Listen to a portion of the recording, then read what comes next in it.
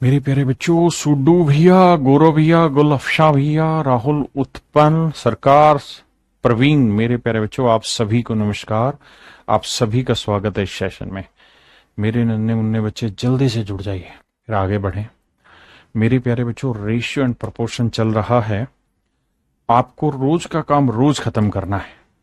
बंगाल की धरती से माता से प्रणाम जी, प्रणाम है। तो आइए मेरे प्यारे बच्चों, आगे बढ़ते हैं। आइए, अब आते हैं मेरे प्यारे बच्चों टाइप 3 पे। टाइप 3 में क्या है कि जब आपको केवल दो ही नंबर देगा, जब मेरे नन्हे मुन्ने प्यारे बच्चों, जब आपको केवल दो ही नंबर देगा और फिर आपसे प्रपोर्शन पूछेगा। पहली टाइप में मैंने ए बी सी डी चारों देके रिलेशन समझाया। दूसरी टाइप में कहा कि चार में से कोई तीन देगा, चौथा गायब होगा। वो चौथा गायब जो होगा वो पहले नंबर का भी हो सकता है, दूसरे का भी, तीसरे का भी, चौथा का भी। अब आ रहे हैं टाइप 3 में, जहां आपको नंबर ही दो देगा। जैसे पहला सवाल है कि भाई फर्स्ट प्रोपोर्शन बताओ, और दो नंबर आपको दे दिए, एक नंबर बी दे दिया और एक नंबर ए दे दिया। दो नंबर दे दिए, कहता फर्स्ट बी और सी, माफ करिए, कहता फर्स्ट प्रोपोर्शन बताओ, प्रथम समानुपात ज्ञात करिए। तो मेरे प्यारे बच्चों, जो प्रथम समानुपात है इसका मतलब क्या वो समझिए। प्रथम समानुपात, यहां से लॉजिक समझा दो। आपको दो ही नंबर दे रखे हैं, बी और सी, मतलब फर्स्ट प्रोपोर्शन यानी कोई एक ऐसा नंबर है एक्स मान लेते हैं, तो एक्स का जो रिलेशन बी के साथ होगा ना, वही रिलेशन बी का सी के साथ होगा। फर्स्ट प्रोपोर्शन का मतलब कि एक्स का बी से जो रिलेशन होगा वही रिलेशन बी का सी के साथ होगा। हाँ है ना। तो अगर मेरे प्यारे बच्चों मुझे यहां से एक्स की वैल्यू निकालनी हो, तो आप जानते हैं नजदीक नजदीक वालों की गुना दूर दूर वालों की, इसकी इससे गुना, इसकी इससे गुना। तो एक्स इंटू सी और बी इंटू बी करेंगे बी स्क्वेयर। तो जो फर्स्ट प्रोपोर्शन होगा वो बी स्क्वेयर अपॉन सी होगा। हाँ जी, सवालों के थ्रू समझने की कोशिश करते हैं। आइए, कहता है 24 और 16 का फर्स्ट प्रोपोर्शन बताइए। तो मान लेते हैं फर्स्ट प्रोपोर्शन एक्स है, यानी एक्स का जो रिलेशन 24 के साथ है, एक्स का जो रिलेशन 24 के साथ है, वही रिलेशन मेरे प्यारे बच्चों 24 का 16 के साथ है। तो कहता है एक्स की वैल्यू बताओ। तो दूर दूर की गुना, एक्स गुना 16, नजदीक नजदीक की गुना 24 गुना 24। 8 दूनी 16, 8 तिया 24, दो से काटा 12। एक्स की जो वैल्यू है मेरे प्यारे बच्चों क्या हो गई, 36। And that is your answer. यानी जो फर्स्ट प्रोपोर्शन है वो आपका 36 होगा। बताइए, यहां ध्यान देंगे तो यानी कोई नंबर है एक्स, उसका जो रिलेशन इसके साथ होगा, एक्स का जो रिलेशन 2.4 के साथ होगा, वही रिलेशन मेरे प्यारे बच्चों 2.4 का 3.6 के साथ होगा।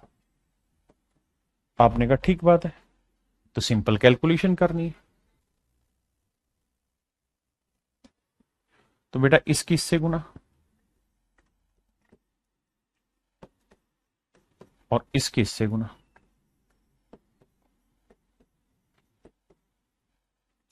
देखो भैया, डेसिमल से एक डेसिमल गया, बिल्कुल ठीक है। 12 दूनी 24, 12 तिये 36, बिल्कुल ठीक है। 3 से काटेंगे, 3 आठे 24, 0.8 आया। 8 को 2 से गुना करेंगे तो 8 दूनी 16, 1.6। कैलकुलेशन है और महज मजाक, सवाल में कुछ है ही नहीं। कैलकुलेशन आप अपने हिसाब से कर लीजिए।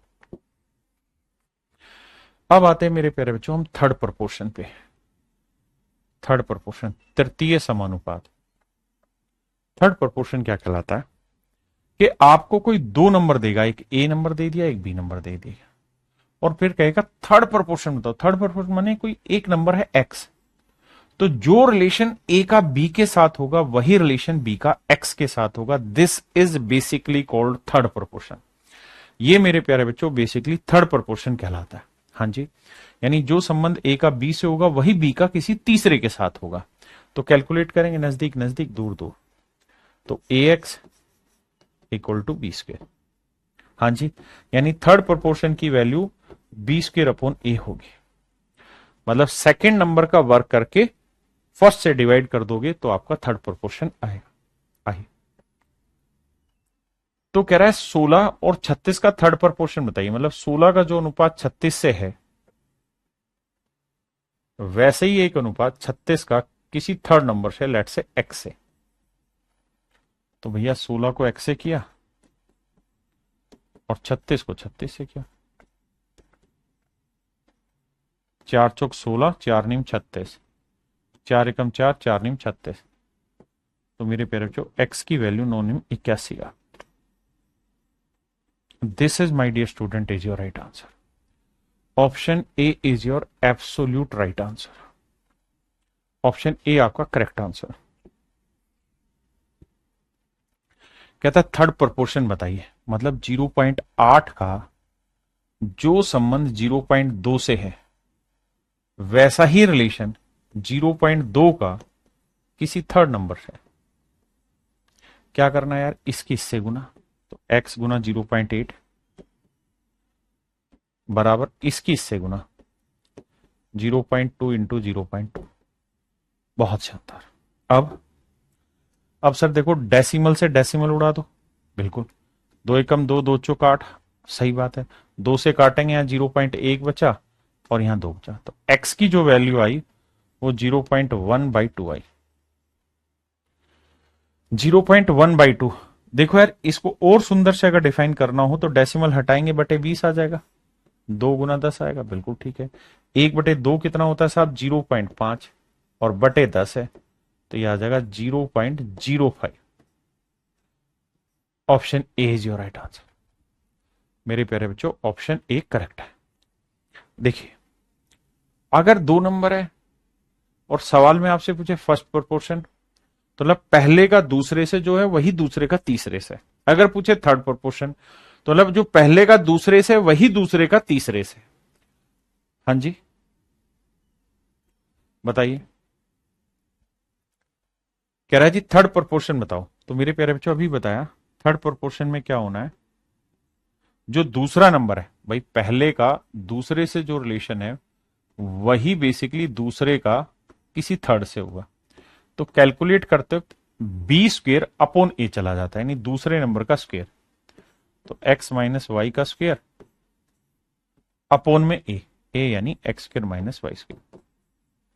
अब मेरे बेटा ये आया एक्स माइनस वाई का होल स्क्वेयर, ये बना a square minus b square का क्या formula, a minus b into a plus b. इससे ये उड़ा दिया तो बचा x minus y upon x plus Y.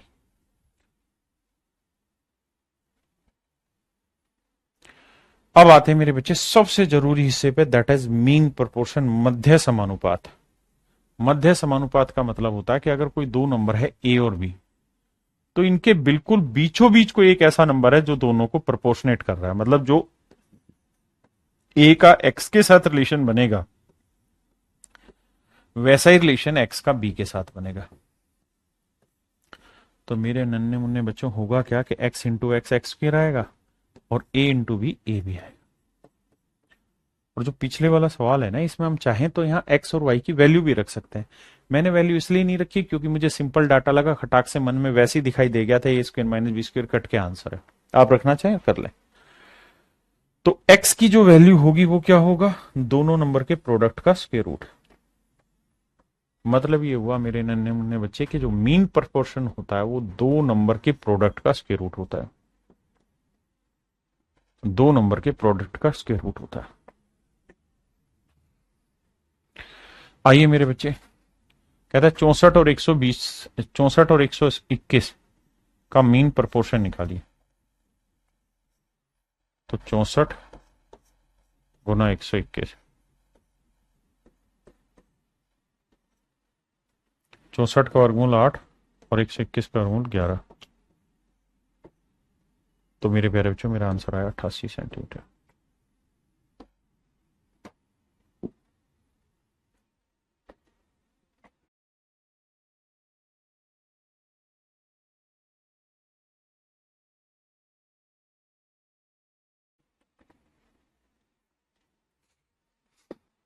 देखिए मेरे प्यारे बच्चों,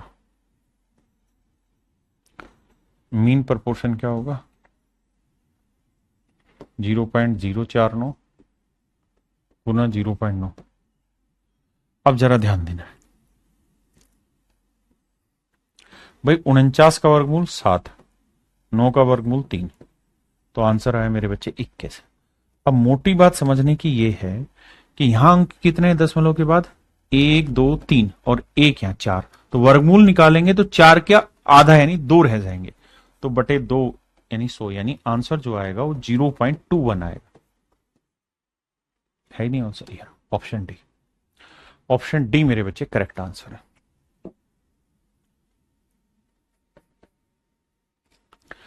कह रहा है 45 और एक निश्चित संख्या का मध्यानुपाती। देखना मेरे भाई, 45, सवाल पढ़ो पहले एक बार आप, फिर मैं समझाता हूं।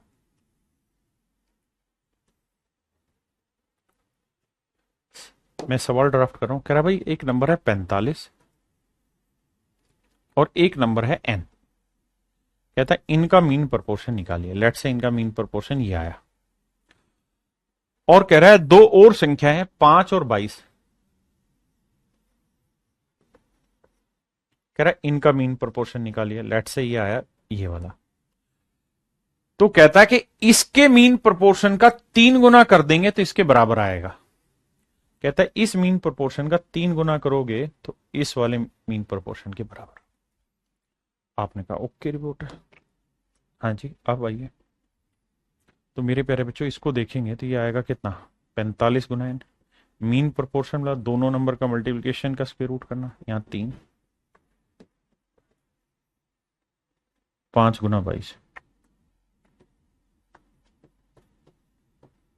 दोनों साइड मेरे प्यारे बच्चों स्क्वायर करेंगे, स्क्वायर करेंगे तो आएगा 45 गुना n, 3 का वर्ग 9, 5 गुना 22।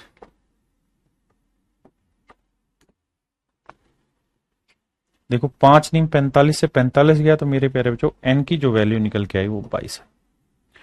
यानी जिस नंबर की उस सवाल में हम बात कर रहे हैं वो नंबर कुछ और नहीं 22। वो नंबर मेरे भाई कुछ और नहीं, क्या है, 22।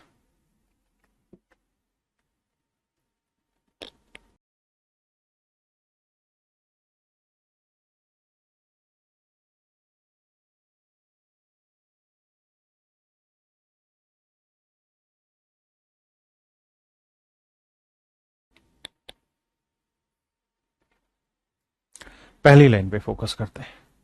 सवाल में कह रहा है P Q R and S R proportional. कहता है P Q R S proportional है। अगर मेरे बच्चे P Q R S proportional है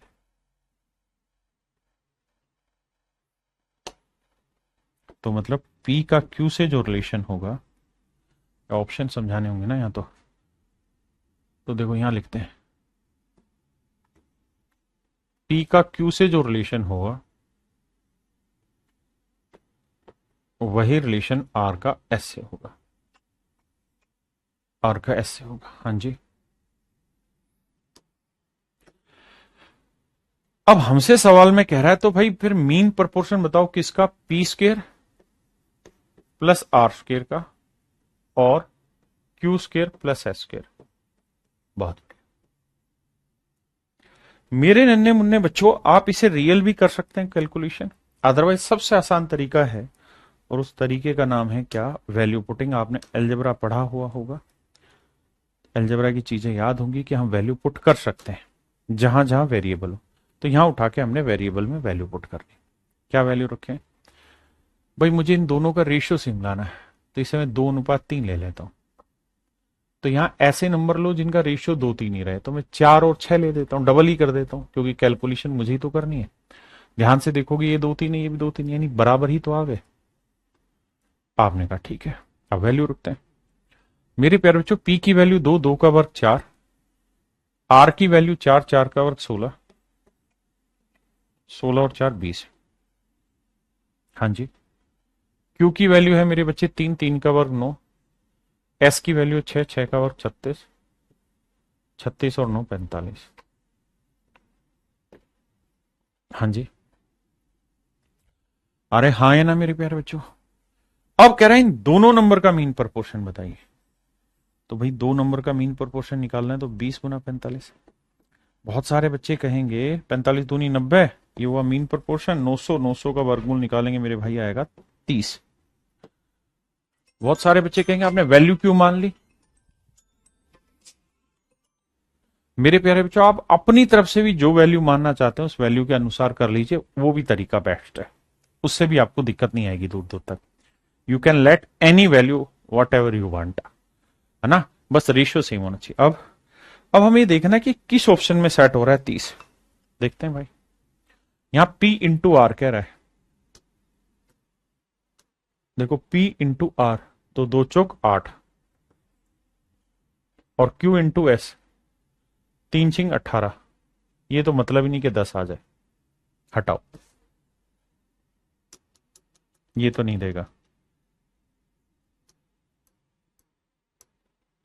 ये नहीं देगा भैया। इस पे आते P बाई क्यू, अरे ये 2/3 है, एस वाई आर ये 6/4 है, मतलब नहीं कि 30 आ जाए, इनके स्क्वायर पे भी 30 नहीं आएगा। अब यहां P into Q, P into Q करेंगे तो 2 को 3 से गुना किया मेरे बच्चे 6 आया। फिर है R इंटू एस, 4 को 6 से गुना किया 24, देखो क्या 30 आ रहा है, हाँ सर 6 और 24 30 आ रहा है। तो मेरे नन्हे मुन्ने प्यारे प्यारे बच्चों, ऑप्शन बी आपका करेक्ट आंसर। अब मेरे प्यारे बच्चों, हम टाइप 4 पे चल रहे हैं। टाइप 4 में क्या है कि जो हमने थर्ड प्रोपोर्शन सीखा, first proportion, second proportion, mean proportion, उन्हीं को मिक्स करा जाए सवालों को तो कैसे सवाल आते हैं, उन पे बात हो रही है। आई करिए।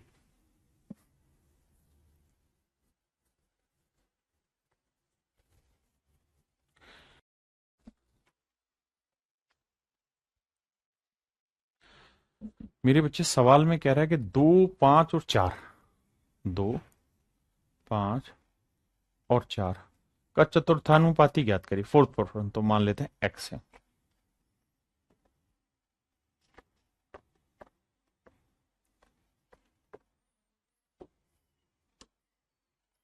देखिए मेरे बच्चे, 2 को x से गुना करेंगे, 5 को 4 से, तो 2 इंटू एक्स बराबर 5 इंटू 4।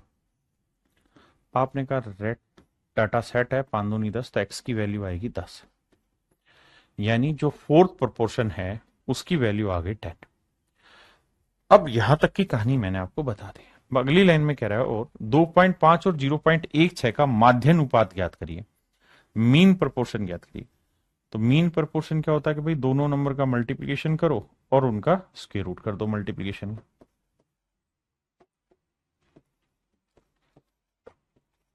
अब मेरे प्यारे बच्चों एक बात बताना, क्या कि देखो यार, 25 का वर्गमूल हुआ 5 और 16 का वर्गमूल हुआ 4, बिल्कुल ठीक है, 25 का 5, 16 का 4, 5 चौक 20 आया। यहां 1, 2, 3 और एक 4, 4 जीरो है नीचे, तो वर्गमूल निकालोगे तो 2 जीरो आएगी नीचे, इससे एक कटा, तो आंसर आया 0.2। तो अब भाई मुझसे कह रहा है कि इनका अनुपात ज्ञात करिए, फोर्थ प्रोपोर्शन का और मीन प्रोपोर्शन का रेशियो निकालिए। तो फोर्थ प्रोपोर्शन जो निकल के आया वो 10 आया, और मीन प्रोपोर्शन जो निकल के आया वो आया 2/10 या 0.2।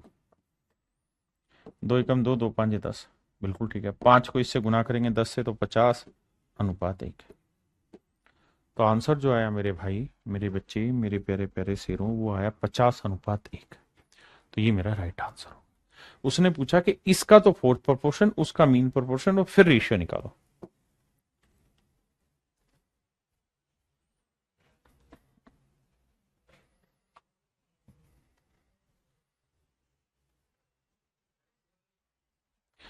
देखिए मेरे प्यारे बच्चों, ध्यान से मेरी बात सुनिए।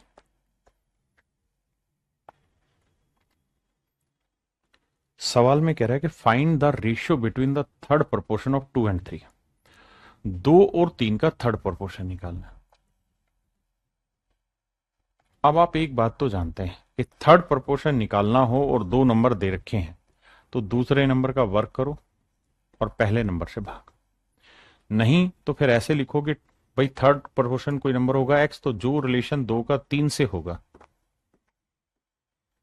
वैसा ही रिलेशन मेरे प्यारे बच्चों 3 का x से होगा। हाँ जी, बिल्कुल ठीक है।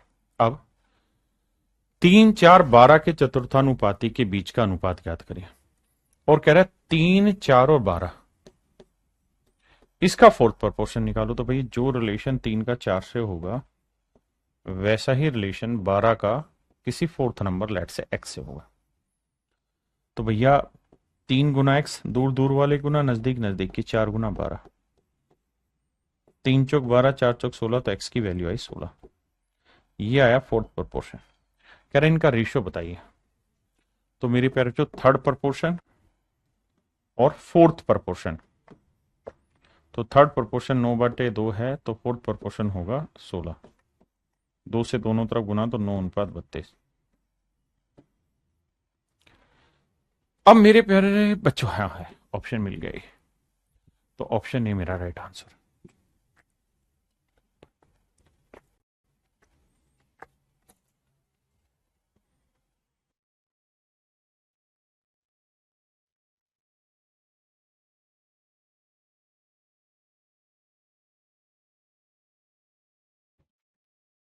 देखिए मेरे भाई, सवाल में कह रहा है 12, 18 और 6 का चतुर्थानुपाती ज्ञात करिए।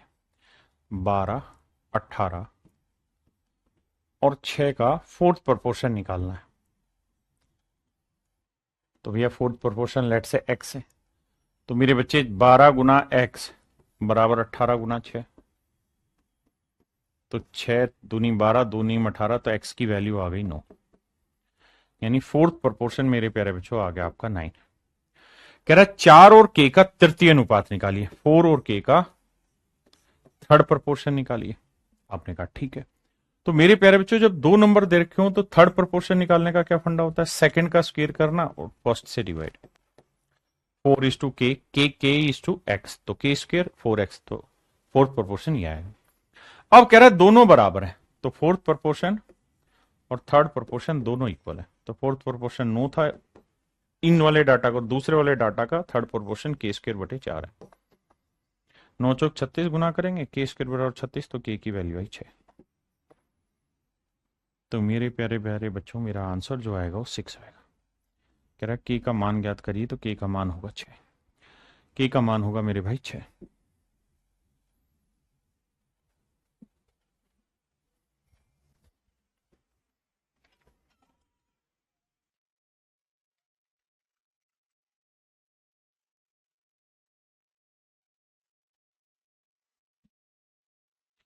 कह रहा है जी x और y के बीच मध्यानुपाती तृतीयानुपाती का k गुना है।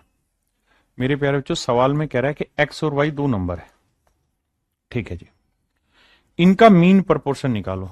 तो मेरे प्यारे बच्चों, इनका जो मीन प्रोपोर्शन होगा वो √xy होगा।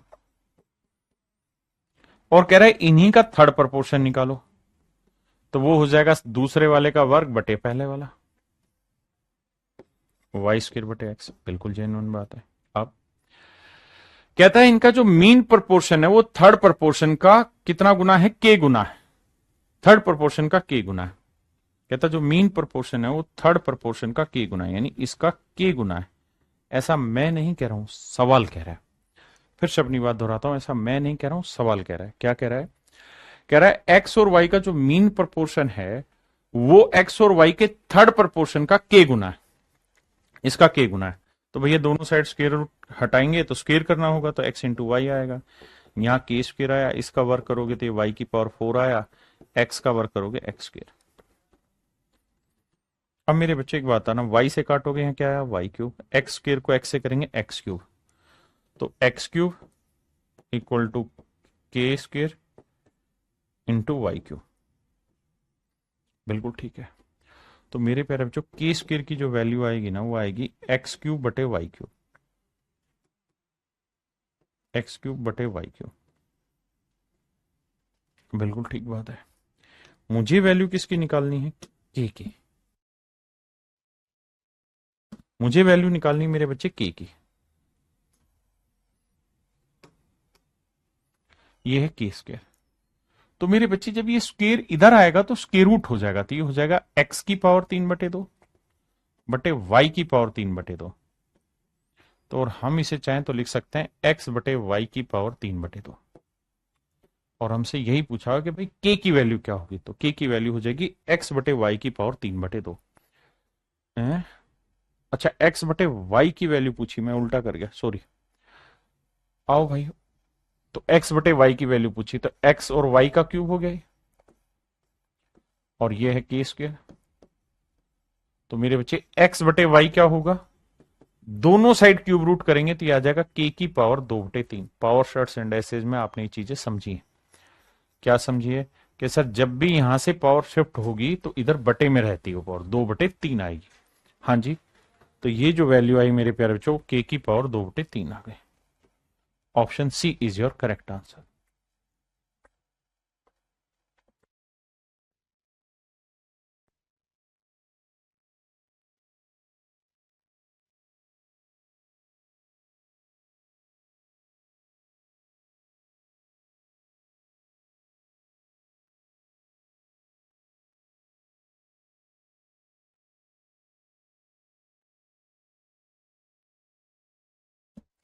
देखिए मेरे भाई, कह रहा है P 3 और 9 का थर्ड प्रोपोर्शन है। 3 और 9 का थर्ड प्रोपोर्शन है P, तो P की जो वैल्यू होगी वो होगी मेरे प्यारे बच्चों 9 का वर्ग बटे 3, 27। यहां कह रहा है तो 6 P और 4 का फोर्थ अनुपाती, चतुर्थ अनुपाती है, यानी P और 4 का फोर्थ प्रोपोर्शन है, सॉरी 6 P और 4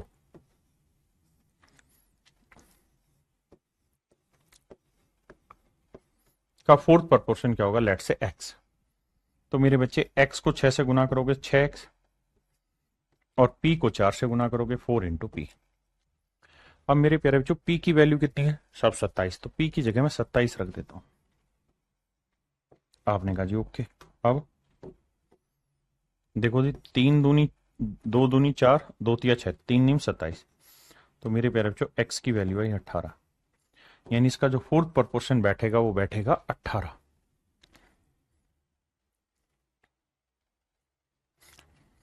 कहता है इन दोनों का मीन प्रोपोर्शन निकालो। तो मीन प्रोपोर्शन हो जाएगा मेरे बच्चे 10.8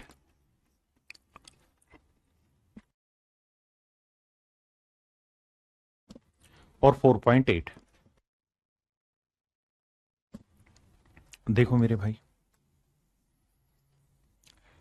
देखो ये तो तय है कि एक और एक 2 दशमलव है, तो आंसर में 1 जीरो आएगी बटे में, यानी 1 डेसिमल आएगा। दूसरा ब्रेक करें तो 12 निम में 108, इसे लिखेंगे 12 गुना 9, 48 को लिखेंगे 12 गुना 4। अब अगर हम वर्गमूल निकालें तो 12 12 एक बार आ गया बाहर, बिल्कुल ठीक है। 9 का वर्गमूल 3 आ गया, और भैया 4 का वर्गमूल आ गया 2/10। ये तो आया मेरे प्यारे बच्चों मीन प्रोपोर्शन। अब कह रहे हैं 2 और 4 का थर्ड प्रोपोर्शन निकालो। तो थर्ड प्रोपोर्शन हो जाएगा क्या, बेसिक फंडा है कि भाई इसका वर्क करो और पहले वाले से भाग दे दो, तो ये आएगा 8। तो थर्ड प्रोपोर्शन आया 8। अब कह रहे जी इनका जोड़ कर दो। तो देखो मेरे भाई, 12 3 36, 36 दूनी 72, 72 को 10 से भाग देंगे 7.2 जमा 8, तो आंसर आया 15.2 सेंटीमीटर।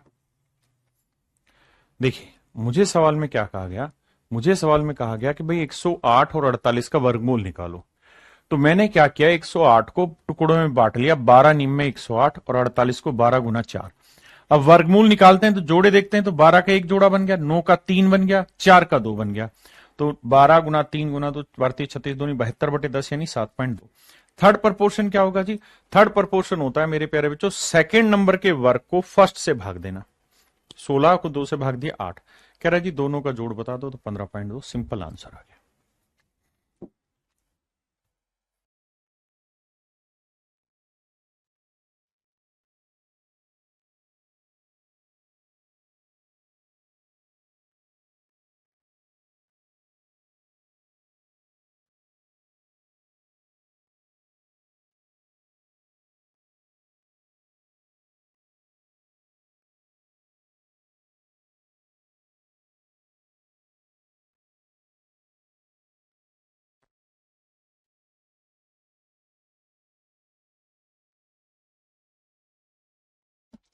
देखिए यार, सवाल में कह रहा है ए बी सी और डी ऐसे हैं कि वे अनुपातिक हैं। A b c and d are proportionate. क्या है मेरे प्यारे बच्चों, प्रोपोर्शनेट है। तो नजदीक नजदीक की गुना दूर दूर की गुना। तो मतलब a इंटू डी जो होगा वो बराबर होगा b इंटू सी के। पहली चीज। अब आइए आगे। अब अगली लाइन में क्या कह रहा है मेरे बच्चे कि जो c है वो a और d का थर्ड प्रोपोर्शनेट है। c जो है मेरे प्यारे बच्चों a और d का थर्ड प्रोपोर्शनेट है। c is the third proportionate to a and b। d c जो है वो a और d का थर्ड प्रोपोर्शनेट है। c जो है मेरे प्यारे बच्चों a और d का थर्ड प्रोपोर्शनेट है। a और d का क्या है? Third proportionate. तो थर्ड प्रोपोर्शनेट का नाम है c। तो थर्ड प्रोपोर्शनेट क्या होता है? इसका वर्क करना सेकंड वाले का, पहले वाले से भाग देना। बिल्कुल ठीक है। अगली बात, अगली लाइन में ये कह रहा है whereas b is the mean proportionate to a and c। जबकि b जो है वो a और c का मीन प्रोपोर्शनेट है। b जो है वो a और c का मीन प्रोपोर्शनेट है b। और b को हम क्या कहते हैं? मीन प्रोपोर्शनेट नाम लिया है, दैट इज b। तो मीन प्रोपोर्शनेट का सूत्र होता है मल्टीप्लाई और फिर स्क्वायर रूट। भाई दोनों साइड वर्क करोगे तो बी स्क्वायर की वैल्यू a इंटू सी आएगी। यहां दोनों साइड वर्क करने की जरूरत ही नहीं है, यहां डी स्क्वायर बराबर a इंटू सी आएगा। बिल्कुल ठीक है। अब एक चीज नोटिस करना, और वो ये a इंटू सी यहां पे भी है, a इंटू सी यहां पे भी है। इसका मतलब बी स्क्वायर और डी स्क्वायर भी मेरे बच्चे आपस में क्या होंगे? बराबर। भाई अगर ये दोनों वैल्यूज बराबर हैं तो बी स्क्वायर और डी स्क्वायर भी तो बराबर होंगे। आपने कहा जी हाँ, यानी मेरे प्यारे बच्चों बी स्क्वायर जो होगा वो बराबर होगा किसके? D square. दोनों साइड स्क्वायर रूट करेंगे तो बी की जो वैल्यू आएगी वो डी के बराबर आएगी। बी और डी बराबर आ जाएंगे। हाँ जी। अगर बी और डी बराबर आ गए मेरे बच्चे तो अब सवाल को आगे लेके चलते हैं। क्या कि भैया अगर बी और डी बराबर आ गए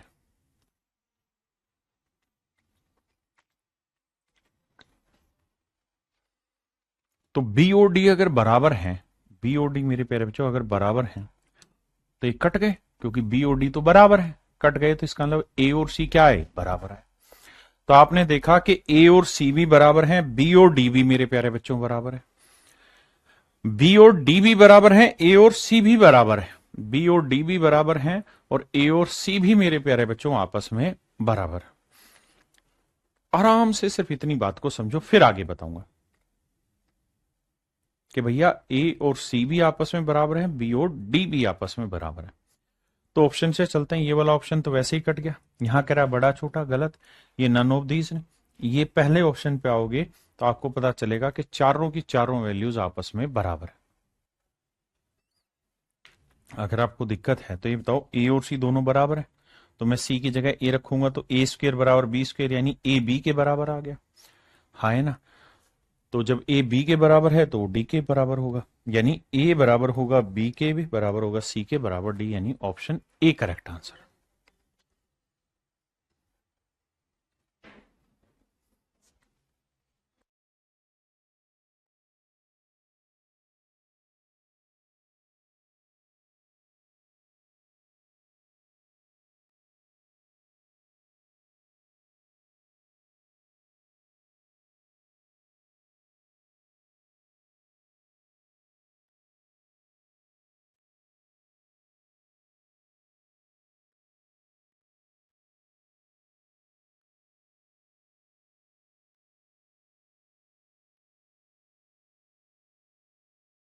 देखिए मेरे भाई,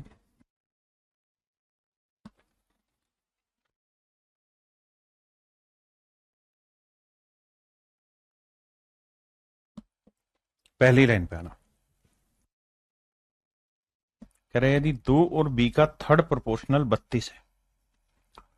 मेरे बच्चे सवाल में कह रहा है 2 और b का थर्ड प्रोपोर्शनल 32 है। Third proportionate of 2 and b is 32।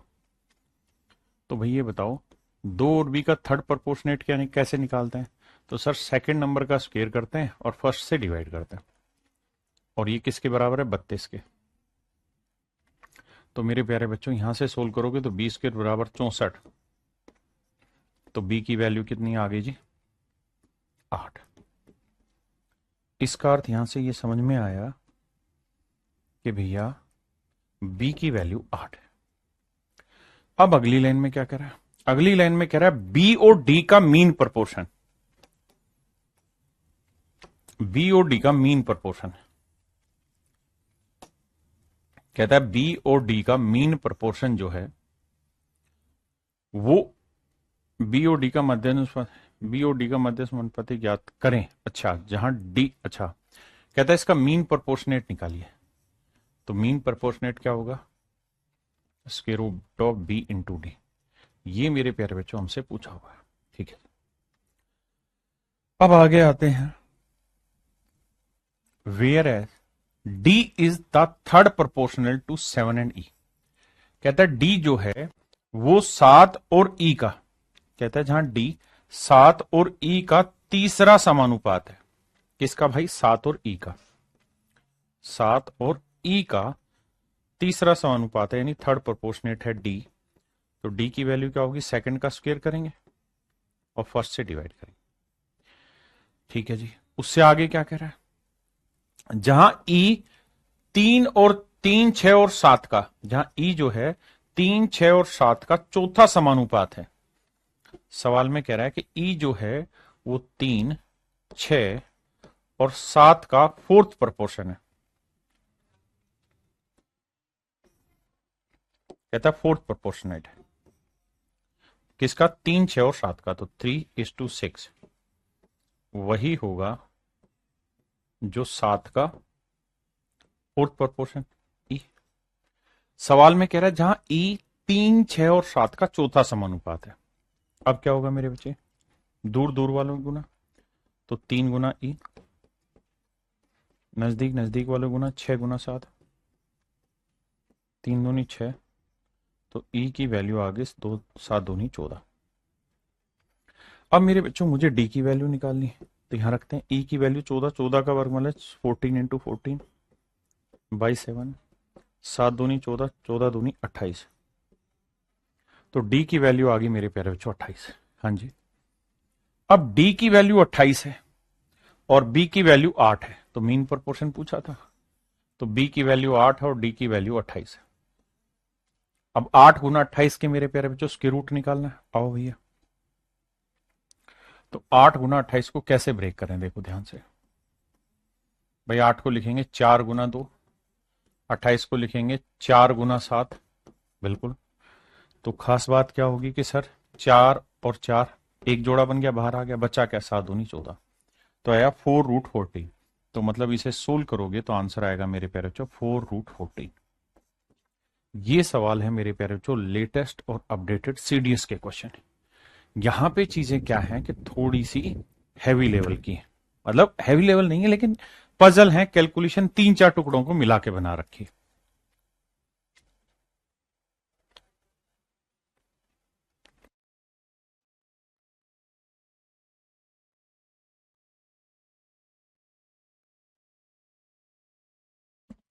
देखिए मेरे बच्चे, सवाल में कह रहा है एक्स और वाई का मध्यानुपाती इनके तृतीय अनुपाती का 3 गुना है। कहता भाई 2 नंबर है एक्स और वाई, इनका जो मीन प्रोपोर्शन है वो इनके थर्ड प्रोपोर्शन का 3 गुना है। ऐसा मैं नहीं, सवाल कह रहा है। तो मीन प्रोपोर्शन होना है मेरे प्यारे बच्चों एक्स वाई। यार ये तो हो चुका है शायद पीछे सवाल।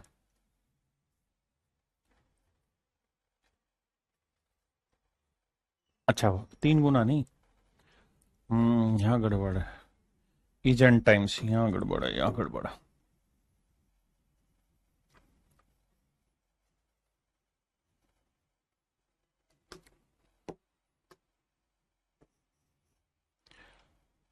एन गुना है।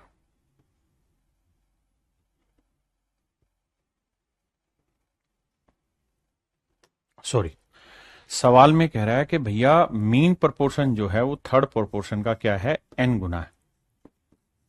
ऐसा मैं नहीं, सवाल कह रहा। अब आते हैं आगे। तो देखो मेरे बच्चे, एक्स और वाई का मीन प्रोपोर्शन ये है into n equal to n. Third proportion क्या होगा? सेकंड का स्क्वायर बटे फर्स्ट, वाई स्क्वायर बटे फर्स्ट। तो कह रहा है कि x इज टू वाई का रेशियो क्या होगा। x इज टू वाई का मतलब बना x बटे वाई की वैल्यू क्या होगी, या x इज टू वाई की वैल्यू। तो करें क्या भाई, दोनों साइड होल स्क्वायर करेंगे तो आएगा एक्स वाई, ये एन स्क्वायर, और ये होगा y की पावर 4 बटे एक्स स्क्वायर। हाँ वही सवाल है जो पीछे किया हमने। इससे काटोगे तो ये बन जाएगा एक्स क्यूब बटे y cube equal to n square. तो मेरे प्यारे बच्चों x बटे वाई की वैल्यू जानते हो क्या आएगा, n की पावर 2/3, और बटे कुछ नहीं तो क्या है 1। तो n raise to power 2/3 is to 1 मेरा राइट आंसर होगा। पीछे जो एक सवाल किया है ना अभी, सेम वैसा ही सवाल है। अब आते हैं मेरे प्यारे बच्चों टाइप 5 पे। ये वो टाइप है जिसने एग्जाम में आते ही तहलका मचा दिया, और तहलका इतना बड़ा मचाया कि एक ही बार में सारे क्वेश्चन देने स्टार्ट कर दिए। एक ही सेट में 2-2 3-3 सवाल आपको मिलने लग गए इसके। तो क्या करें, क्या है सर एडिशन एंड सब्ट्रैक्शन। उसने कहा कि भाई 4 नंबर है ए बी सी और डी। ठीक है साहब, क्या है भाई, चारों के चारों जो नंबर हैं वो प्रोपोर्शन में नहीं, लेकिन इन चारों नंबर में से कुछ कुछ घट मतलब एक सर्टेन नंबर घटा दें, लेट से एक्स घटा दें, तो ये हो जाएगा A minus X, B minus X, C minus X और डी माइनस एक्स। तो कह रहा अब ये सारे के सारे नंबर प्रोपोर्शन में हो जाते हैं, यानी जो इसका इससे रेशियो होगा वही रेशियो इसका इससे हो जाएगा। कह रहा है कि अगर आप ऐसा कर देंगे तो इस सबको सेम प्रोपोर्शन हो जाएगा। तो यही पूछेगा आपसे कि भाई क्या घटा दिया जाए या क्या जोड़ दिया जाए कि ये सेम प्रोपोर्शन में आ जाए। आइए भाई पहला सवाल, पहले इसे डिटेल समझाता हूं, फिर अगला इसी का मैं शॉर्ट में आपसे डिस्कशन करूं। देखो मेरे बच्चे, कह रहा है भैया नंबर है क्या 6 8 12 भी,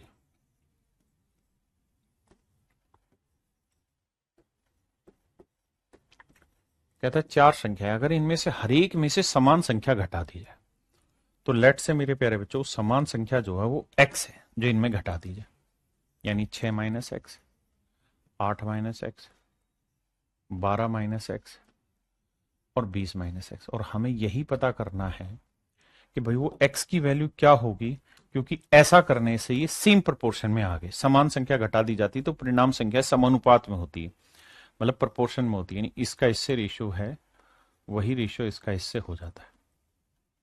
तो कहता है बताओ x की क्या वैल्यू ले मेरे प्यारे बच्चों की सेम रेशियो में सेट हो जाए। हाँ जी, अब क्या करें जी, अब हमें एक काम करना चाहिए यहाँ इन डिटेल। तो पहले डिटेल ही समझाता हूँ कि इसको इससे गुना करो, इसको इससे, तो 6 माइनस एक्स को गुना करो भैया 20 माइनस एक्स से, और नजदीक नजदीक की गुना करो 8 माइनस एक्स गुना 12 माइनस एक्स। तो 6 को 20 से किया 120 minus 6x minus 20x, minus x को माइनस एक्स से किया माइनस एक्स किया, 8 को 12 12 96 माइनस 8x माइनस 12x, और माइनस माइनस प्लस था ये भी प्लस एक्स स्क्वायर हो गया। अब जब बेटा कैलकुलेशन सेट करोगे तो एक्स स्क्वायर से एक्स स्क्वायर कटा, यह आया 120 माइनस 26x, और यह आया 96 माइनस 20x। तो मेरे बच्चों करो क्या, 20 को इधर लाओगे प्लस का होगा तो बचेगा माइनस 6x, और इसको उधर लेके जाओगे तो बचेगा माइनस 24। कट पिटा के मेरे प्यारे बच्चों x की वैल्यू आएगी 4, यानी 4 वो संख्या है जिसे अगर हम 6 8 12 20 से घटा दें, 4 वो संख्या है जिसे अगर हम 6 8 12 20 से घटा देते हैं, 6 8 12 20 से अगर हम घटा देते हैं, तो मेरे प्यारे बच्चों जो रेशियो बनेगा वो प्रोपोर्शन में बन जाएगा, यानी समान अनुपात में बन जाएगा मेरे प्यारे बच्चों। ये है डिटेल इसका।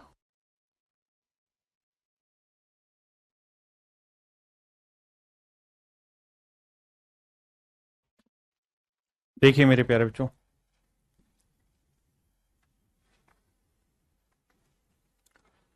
देखो मेरे भाई सवाल में किया क्या जाए।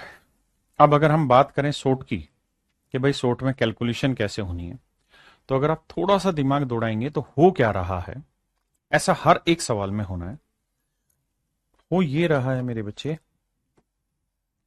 कि जब भी आप इन्हें गुना करेंगे तो दूर दूर वाले की गुना हो रही होगी 20 छिंगे 120 और 20 और 6 26। नजदीक नजदीक वालों की 12 7 14 12 8 96 और 12 और 8 20। हमेशा यही फंडा होगा। यानी इस चीज को अगर हम डिटेल में भी करें तो ये सब करने की जरूरत ही नहीं है, ऐसा मानने की जरूरत नहीं। सिंपल एक फंडा मानना है कि भाई 6 को 20 से गुना किया 120 माइनस 20 और 6 26। यहां 8 को 12 से गुना किया 96, 8 और 12 20। बिल्कुल ठीक है जी। अब मेरे प्यारे बच्चों 20 इधर लाए तो 26 में 20 गया 6x आया और 120 और 96 का डिफरेंस लिया। यानी एक सीधी सीधी कलम चला सकते हैं यहां समझने वाले बच्चे के लिए, और वो कलम ये चला सकते हैं कि सर हम पेपर में डायरेक्ट एक काम कर सकते हैं, और वो काम ये कि दूर दूर वाले की गुना करो 20 छिके 120, नजदीक नजदीक वाले की गुना करो 12 और 8 20। ना 12 7 84 12 8 96। मैं फिर से अपनी बात दोहराता हूं, भाई दूर दूर वाले की गुना करो कर दीजिए, नजदीक नजदीक वाले की गुना करो कर दीजिए। अब ये करो मेरे प्यारे बच्चों कि दूर दूर वाले को जोड़ो, 6 में 20 जोड़ा 26 और नजदीक नजदीक वाले को जोड़ो 12 और 8 20। तो 26 में से 20 घटा दो। और ये ध्यान देना कि बड़े में से ही छोटा घटा रहे होते हैं, यानी हम डिफरेंस ले रहे होते हैं। क्या ले रहे होते हैं मेरे प्यारे बच्चों? डिफरेंस ही ले रहे होते हैं और कुछ नहीं। तो 120 में से 96 घटाएंगे 24 बचा मेरे बच्चे, और 26 में से 20 घटाएंगे तो बचा 6, 6 से काटेंगे तो आंसर आएगा 4। यानी वो संख्या कुछ और नहीं 4 होगी। वो संख्या मेरे प्यारे बच्चों कुछ और नहीं क्या हो जाएगी? 4 हो जाएगी। यानी जो काम आप डिटेल में कर रहे हो ना एक्स मान के, वही काम कर रहे हैं हम शॉर्ट में भी, कुछ नया काम नहीं कर रहे, बस उसी को तरीके से करने की कोशिश कर रहे हैं। हाँ जी। अब एक तरीका और भी सिखा रहा हूं, जो सीख पाए वो सीखने की कोशिश करना। 6 8 12 20। मैं क्या कर रहा हूं, इन दोनों का डिफरेंस निकालो, कितना आया साहब? 2। इन दोनों का डिफरेंस निकालो, कितना आया साहब? 8। रेशियो ले लो, 2 एकम 2, 2 चौक 8 ले लिया। अब ध्यान देना, पहले डिफरेंस ले लिया, अब इस 4 को गुना करना है इस 6 से, इसके पहले से, और इस 1 को गुना करना है इस वाले सेट के पहले से। तो 4 को 6 से गुना किया 24 और 1 को 12 से गुना किया 12। अब इनका डिफरेंस लेना है। मैं फिर अपनी बात दोहरा दूं, मैं बात डिफरेंस की कर रहा हूं, किसी और चीज की नहीं। अब 4 माइनस 1 कर दें, यानी इन दोनों का डिफरेंस लेना है। क्या लेना है मेरे भाई? डिफरेंस। तो 24 में 12 गया 12 और 4 में गया 3, 3 चौक 12। तो आंसर आया मेरे प्यारे बच्चों 4। तो option C is your right answer. तो मेरे नन्हे मुन्ने प्यारे बच्चों, option C is your right answer. अगले पे आओ। कितने बच्चे इस पॉइंट को समझ गए? एक बार जल्दी से कमेंट करें जो मैंने पॉइंट बताया आपको। ये मैं अगले वाले सवाल को डिटेल भी समझा दूंगा और फिर शॉर्ट भी समझा दूंगा। आप जल्दी से कमेंट करो कि समझ कितने गए। जैसे यहां कह रहा है कौन सी संख्या जोड़ दी जाए, तो मुझे डिटेल लेना होगा। तो भैया नंबर है 6 7 15 और 17।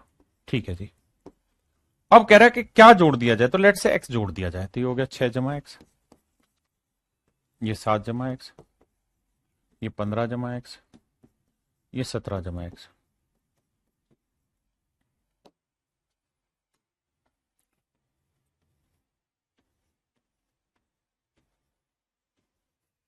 अब क्या करना है?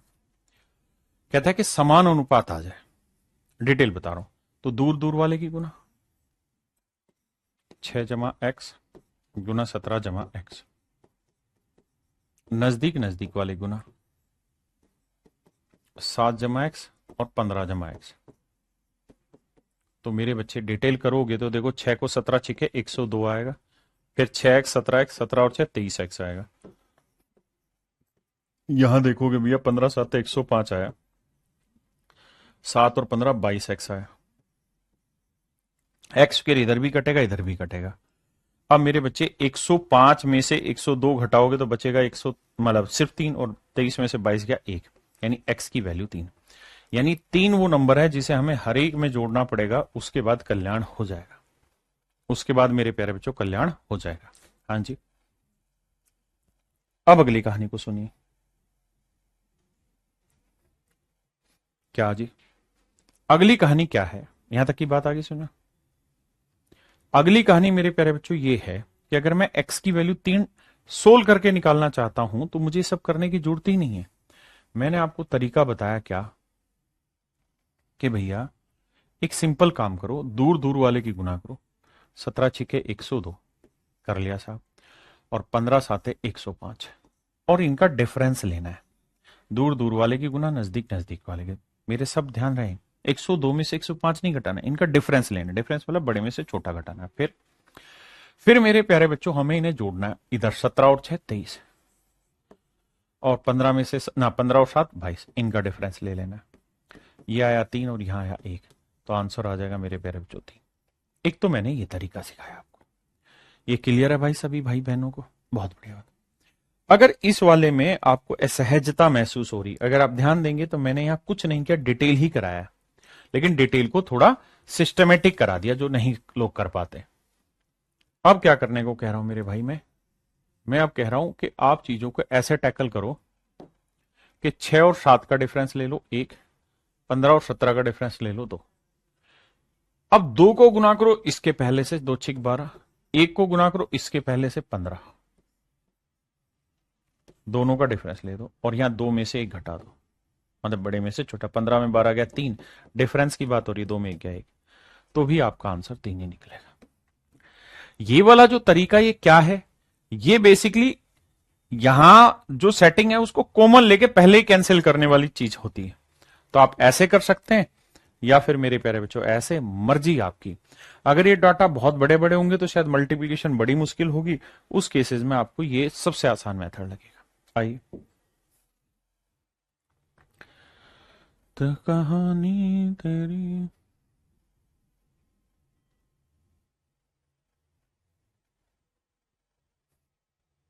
करिए भाई।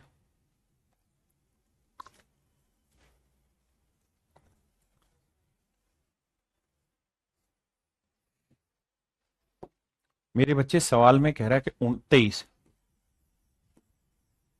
अगला है 39, फिर अगला है 32, और फिर है 56। कहता है जी प्रपोर्शन में नहीं है, मान ली बात। तो कहता है इनमें से x घटाया गया, यानी x सब में से घटाया गया, x is subtracted from each and everything, हर एक से घटाया गया, ताकि जो नंबर हमें मिले वो एक प्रपोर्शन में आ जाए। नंबर जो मिले वो किस में आए? प्रपोर्शन में।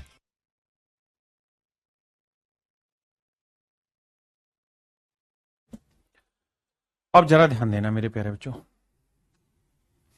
क्या किया जाए?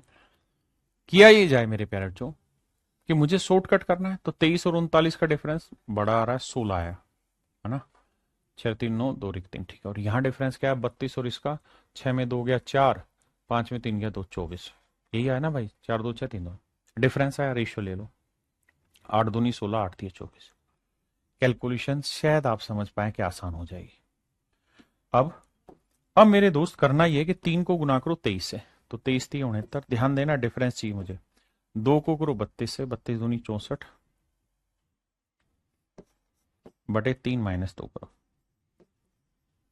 तो यह आया 5, यह आया 1, यानी वो नंबर कुछ और नहीं 5 है। यानी 5 वो ऐसा नंबर है, यानी x की वैल्यू 5 आ गई। 5 एक ऐसा नंबर है जो इनमें से घटाने के बाद ये सेम प्रोपोर्शन में आ जाएंगे।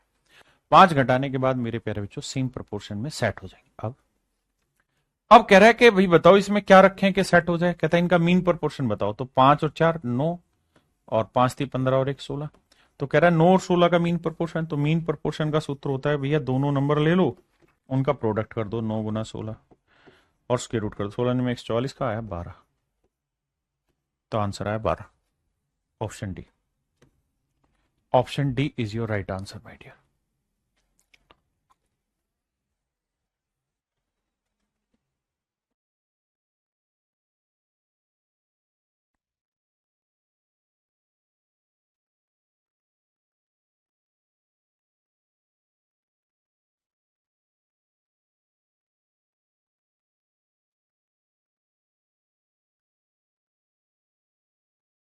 आइए मेरे बच्चे,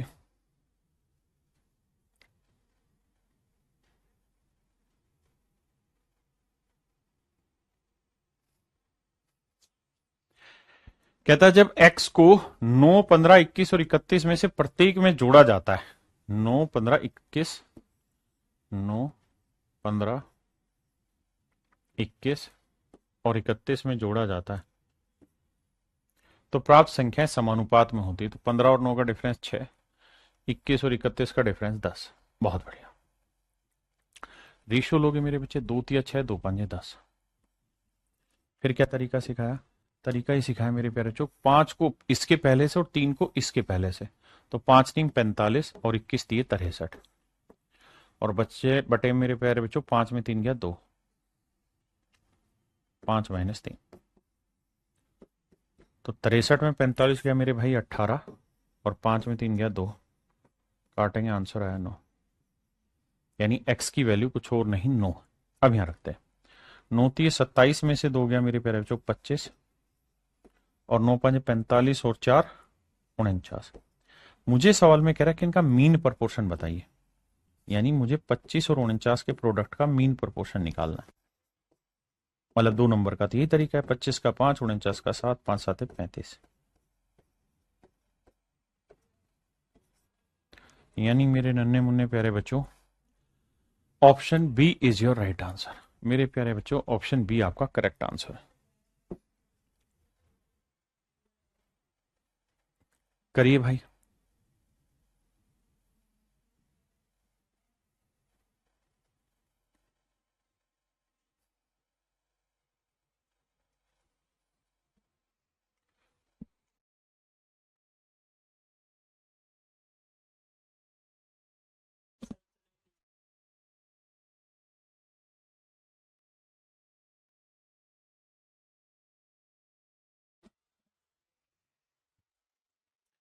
कह रहा when x is subtracted from each of the number, कहता 58 75 79 103। कहता अगर हर संख्या से हम x को सब्ट्रैक्ट कर देते हैं तो जो रिजल्टिंग नंबर आता है वो एक प्रपोर्शन में आ जाता है। तो सबसे पहले तो मेरे प्यारे बच्चों यही पूछा जा रहा है कि x की वैल्यू क्या होगी। हाँ है ना, x की वैल्यू क्या होगी। अब देखो यार दोस्त, लगाते हैं कोशिश करके दिमाग। 58 और 75 का डिफरेंस, ये तो भैया 17 आया, 8 7 15 और 18 15 में 60 गया 7 और 6 में 5 गया 1 17। ठीक है। और यहां देखोगे तो भैया ये आया 34। अरे वाह मजा आ गया। और 4 13 7 3 10।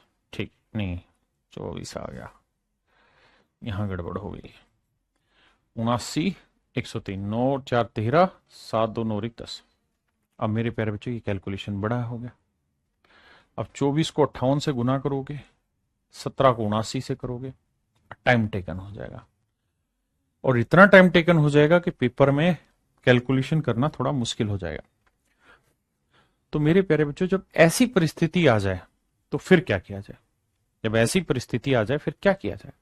समस्या आ गई बाबू। बात तो सही है सर। अब भैया सोल्व करना है तो डिटेल में सोल्व करो, कैलकुलेशन करके आंसर निकालो। ठीक है, नहीं तो फिर मेरे बच्चों ये देखो कि हमें मीन प्रोपोर्शन निकालना है किसका? x प्लस 2 का और 3x माइनस 5 का। बिल्कुल सही है सर। मेरे प्यारे बच्चों जब आप मीन प्रोपोर्शन निकाल रहे हैं तो मीन प्रोपोर्शन का तरीका यही होता है इन दोनों नंबर का। मैं आपको एक महज बढ़िया तरीका और बढ़िया बात सिखा रहा हूं जिससे आप कर पाए सवाल में, पेपर में चीजों को। क्या कि भाई जब आपके साथ ये फिक्स हो गया कि कैलकुलेशन बहुत लेंदी जाएगी, क्योंकि अगर रेशो आसान आ जाता तो कैलकुलेशन आसान थी, और डिटेल तो बिल्कुल ही संभव नहीं आपके लिए करना, वो तो और बहुत लेंदी चला जाएगा। फिर एक काम करिए, अपनी तरफ से x की एक वैल्यू लेट करिए। ऐसी वैल्यू लेट करिए कि जो आंसर आए वो स्क्वायर रूट से बाहर निकल के आ जाए, यानी परफेक्ट स्क्वायर बने अंदर, क्योंकि सारे आंसर मीन प्रोपोर्शन में साफ दे रखे हैं। तो मैं x की वैल्यू 1 लेता हूं, तो 1 और 2 3, तो ये तो होगा ही नहीं।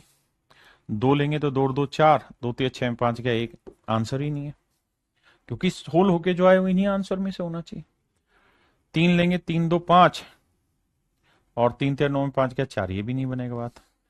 4 3 12, देखो 4 2 6, 4 3 12 में 5 गया 7, ये भी नहीं बन रहा बात। 5 लेते हैं, 5 और 2 7, 5 3 15 में से 5 गया 10, 10 7 70, इसका भी वर्गमूल नहीं निकलेगा। 6 और 2 8 और 6 3 18 में से 5 गया 13, इसका भी वर्गमूल नहीं निकलेगा।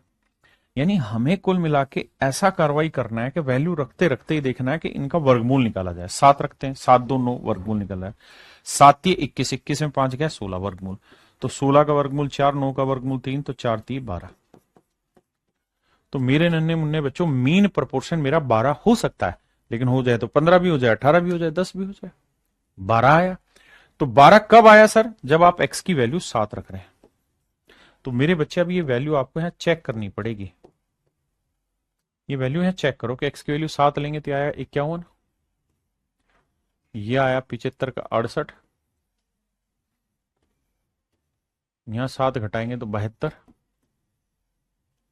और यहां 7 घटाएंगे तो आएगा 96। अब देखो क्या ये रेशियो सेम आ रहा है? तो यहां देखेंगे तो 17 3 51, 17 चौक 68, 3:4 सेट आया।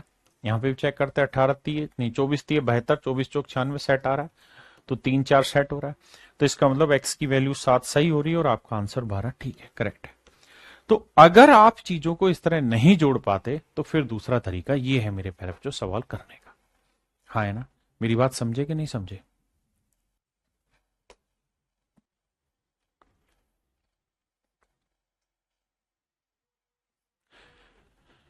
अब बात करते हैं मेरे प्यारे बच्चों हम type of ratio. Type of ratio जो होता है इसमें क्या होता है कि कुछ शब्द हैं, उन शब्दों को आपको समझना है। देखो यार, एक शब्द होता है जिसको हम कहते हैं कंपाउंड रेशियो, हिंदी में बोलते हैं मिश्रित अनुपात। अगर आपको ऐसे रेशियो दे रखा हो A/B, C/D, E/F और इनका कंपाउंड रेशियो बताओ, तो A/B गुना C/D गुना E/F, यानी इन सब को आपस में मल्टीप्लाई करते चले जाइए। ये हो गया मेरे प्यारे बच्चों कंपाउंड रेशियो। अगर आपसे पूछा जाए डुप्लीकेट रेशियो, तो डुप्लीकेट जो है ना, इस शब्द का अर्थ ही हिंदी में होता है वर्ग अनुपात, वर्ग अनुपात। मतलब अगर A/B आपको दिया हुआ है, A/B दे रखा और पूछा है कि इसका डुप्लीकेट रेशियो बताओ, तो मतलब इसका भी वर्क करो, इसका भी वर्क करो।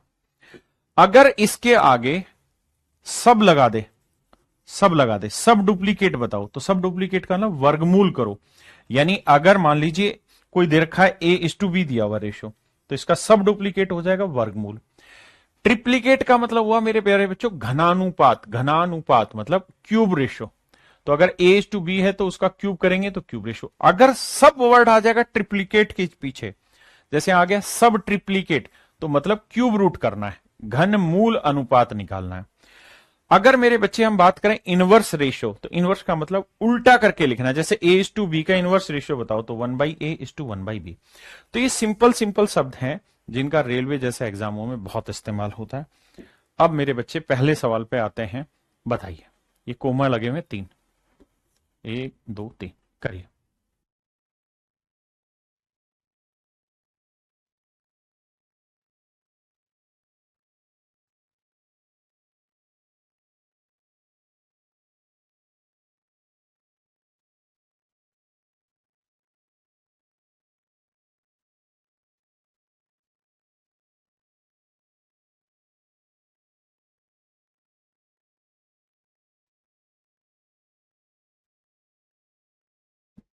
देखो भाई, कंपाउंड रेशियो में करना क्या है, 2/3 लिखना है, गुना 7/6 करना है, गुना मेरे प्यारे बच्चों 4/7 करना है। 7 से 7 कटा, 2 तिया 6 आया, आंसर आया 4:9। Option D, this is called compound ratio. अब कह रहा है वर्गानुपात ज्ञात करिए, मतलब वर्ग करना है। 2 का वर्ग 4, 7 का वर्ग 49। ये हुआ मेरे प्यारे बच्चों डुप्लीकेट रेशियो।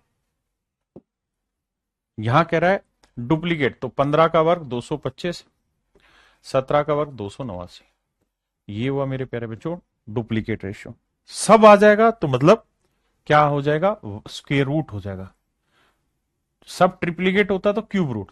तो वर्गमूलनुपात, तो 81 का वर्गमूल 9 और 64 का वर्गमूल 8, 9:8। हाँ जी। कह रहा है इसका सब डुप्लीकेट बताओ, तो 784 और 841 का सब डुप्लीकेट बताना है। तो भैया 841 का तो होता है 29, हाँ है ना, और 784 का वर्गमूल होता है 28। तो आंसर आया मेरे प्यारे बच्चों 28:29। क्लियर है जी? आइए यहाँ। कह रहा है जी इसका वर्गमूलानुपात बताइए, वर्गमूलानुपात बताइए। तो 1/49 का वर्गमूल 1/7, 1/81 का वर्गमूल 1/9। रेशियो सेट करना आता है, 9 यहां ले आओ, 7 यहां ले आओ, तो 9:7। Option B is your right answer. यहां कह रहा है ट्रिप्लीकेट रेशियो बताइए। ट्रिप्लीकेट का मतलब घनानुपात, मतलब घन करना है। तो 7 का क्यूब 343, 5 का क्यूब 125, तो आंसर आया 343:125। यहां है मेरे प्यारे बच्चों सब ट्रिप्लीकेट, ध्यान देना, सब ट्रिप्लीकेट घन मूलानुपात। तो 512 का क्यूब रूट 8 और 729 का क्यूब रूट 9, तो आंसर आएगा मेरे प्यारे बच्चों 8:9। हमें बस सब वर्ड को ध्यान से सीखना है।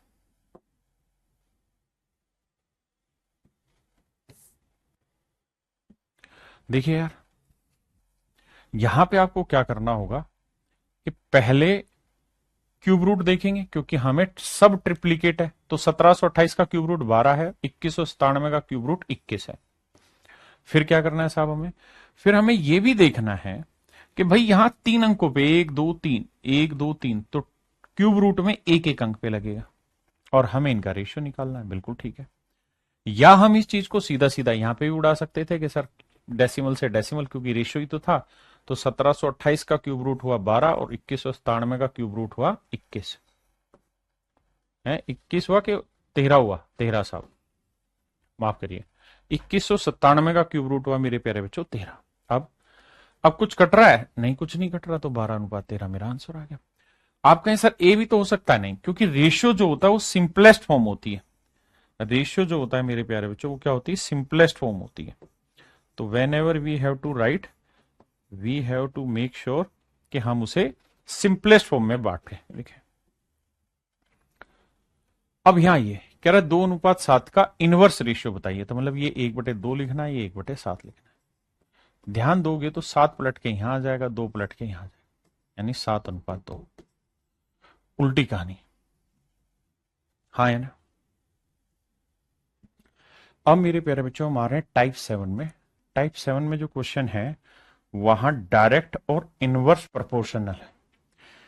देखो यार, डायरेक्ट और इनवर्स का, डायरेक्ट को इसको बोलते हैं अनुपात, वो सीधे सीधे अनुपात, और इसको बोलते हैं व्युत्क्रमानुपात। इसको व्युत्क्रमानुपात बोलते हैं। इसको हिंदी में देखता हूं अभी सवाल के थ्रू क्या होता है। तो अनुपाती की बोलते हैं डायरेक्ट को। कहानी क्या है मेरे प्यारे बच्चों कि मैं आपको ये कहूं, जैसे आपने टाइम एंड वर्क में चीजें पढ़ी होंगी कि भाई राम किसी काम को, या राम और श्याम है, इसकी स्पीड है 20 किलोमीटर पर आवर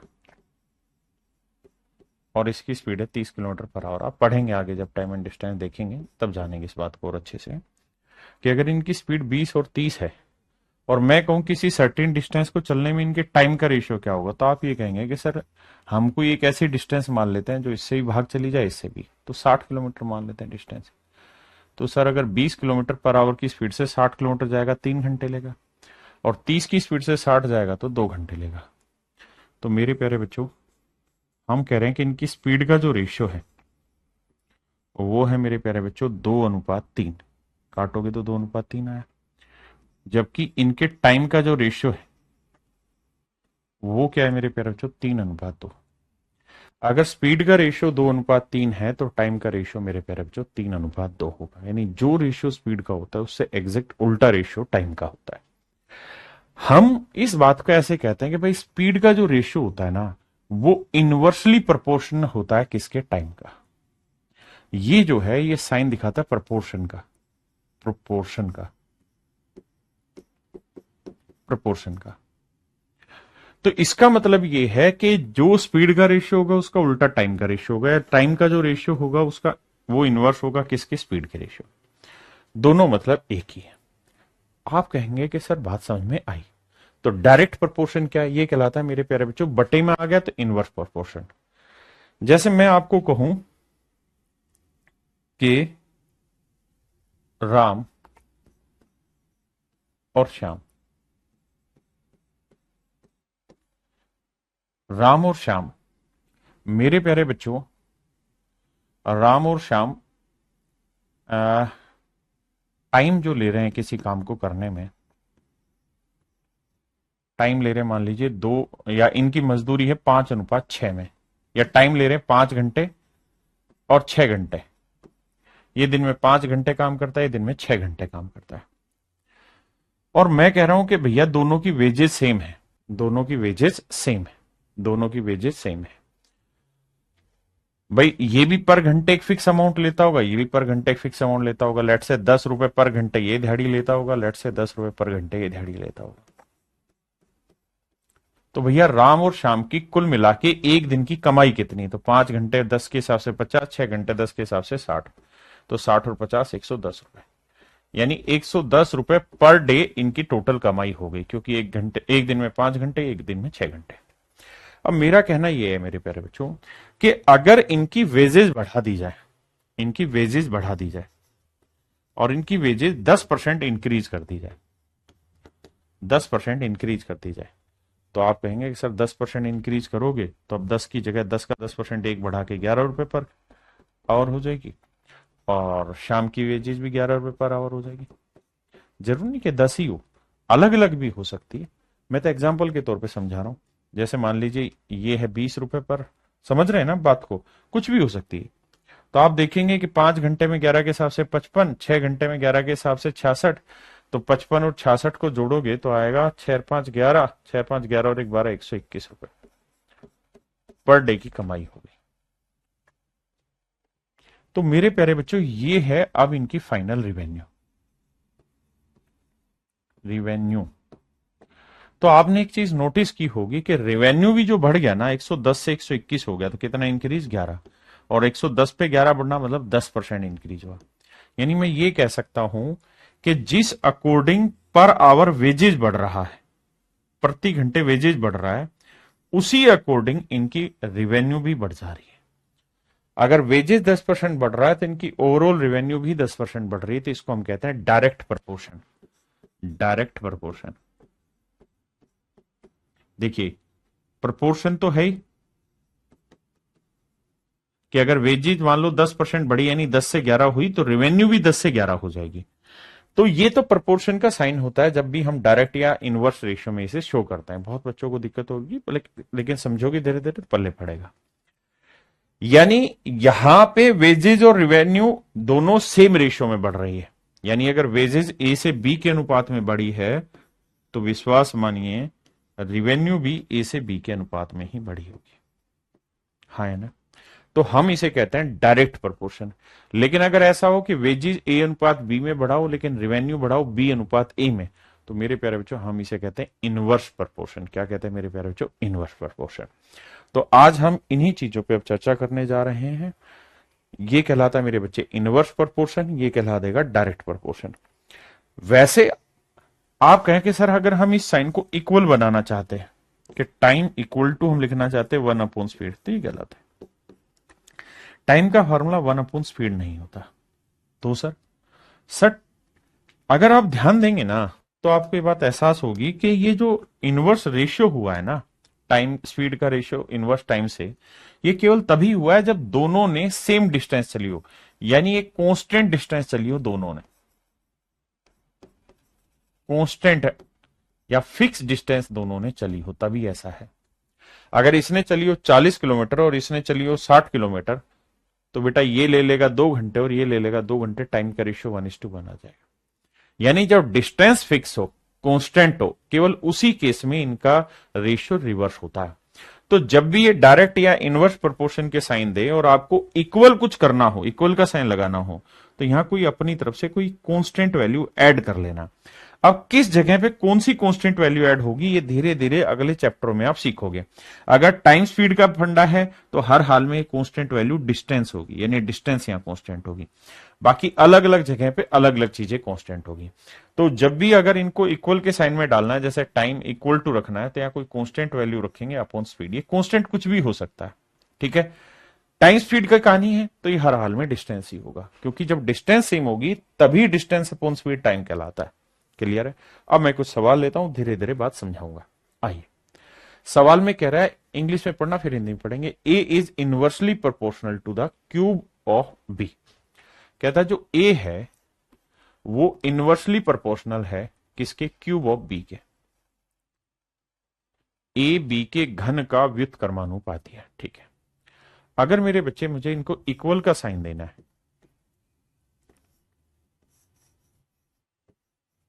तो मुझे हर हाल में यहाँ कोई कांस्टेंट वैल्यू ऐड करनी हो, तभी ऐसा होगा, क्योंकि किसी कांस्टेंट वैल्यू की वजह से ही ये इन्वर्स हुए होंगे।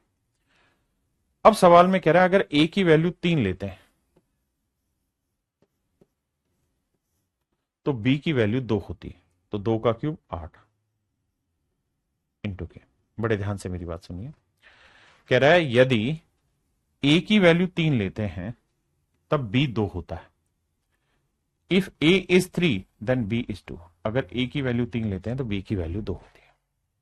तो 2 की पावर 3 8, 8 3 24, तो मेरे प्यारे बच्चों के की जो वैल्यू आई वो 24 है। बिल्कुल ठीक है। अब अगर आप ध्यान देंगे तो ये बेसिक फंडा था, बिल्कुल सर। इस फंडे में a equal to 1/b³ into के था और k की वैल्यू निकल गई 24, तो इसका मतलब ये वैल्यू आ गई 24। अब कह रहा है लेकिन नई सिचुएशन दे रहा हूं मैं, यदि a की वैल्यू 8/9 हो तो b की वैल्यू क्या होगी। अब कह रहा है अगर a की वैल्यू 8/9 ले लें भाई, a की वैल्यू मेरे प्यारे बच्चों क्या ले लें, 8/9 ले लें, तो b की वैल्यू क्या होगी। 8 या 24, तो b³ की वैल्यू आई 27। तो मेरे प्यारे बच्चों b की वैल्यू आई 3। तो मेरे नन्हे मुन्ने प्यारे बच्चों b की वैल्यू आई 3। हाँ जी।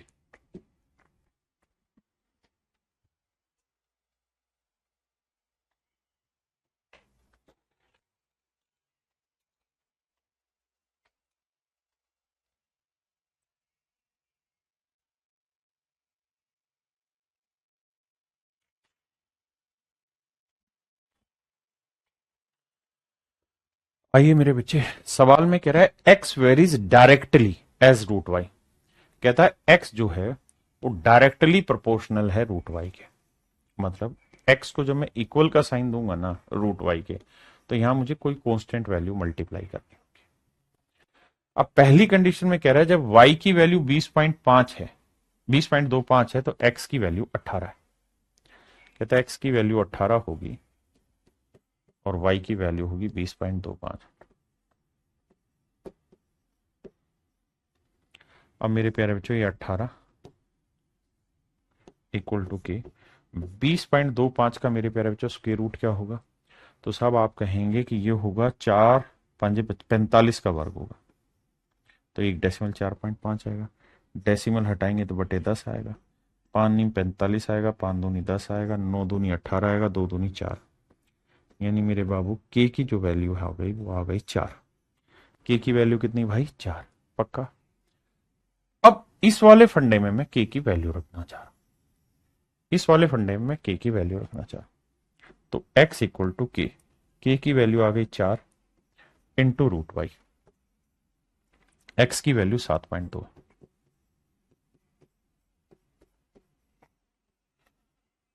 पॉइंट हटाएंगे मेरे बच्चे बटे 10, 4 से काटेंगे 18। आपने कहा ठीक है। अब मेरे प्यारे बच्चों 2 5 10, 2 नीम 18 भाई, दोनों ये आया और रूट वाई इक्वल टू आया 9/5। बिल्कुल ठीक है। मुझे वैल्यू किसकी निकालनी है मेरे प्यारे बच्चों, मुझे जो वैल्यू निकालनी है, या आप ये ना भी करते तो आप यहां से पॉइंटों में भी लिख लेते, कोई दिक्कत नहीं थी। यहां से 4 से काटा 18, 18/10, यानी रूट वाई की जो वैल्यू है ना मेरे प्यारे बच्चों वो आएगी 1.8। दोनों साइड स्क्वायर करोगे तो 18 का वर्ग होता है 324, तो 3.24। Option D is your right answer. हाँ जी।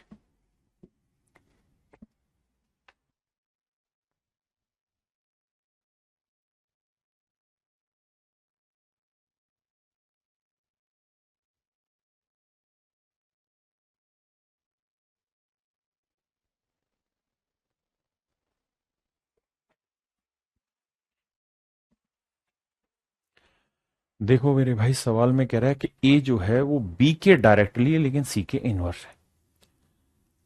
ए जो है वो डायरेक्टली प्रोपोर्शनल है बी के, बट इनवर्सली प्रोपोर्शनल है सी के।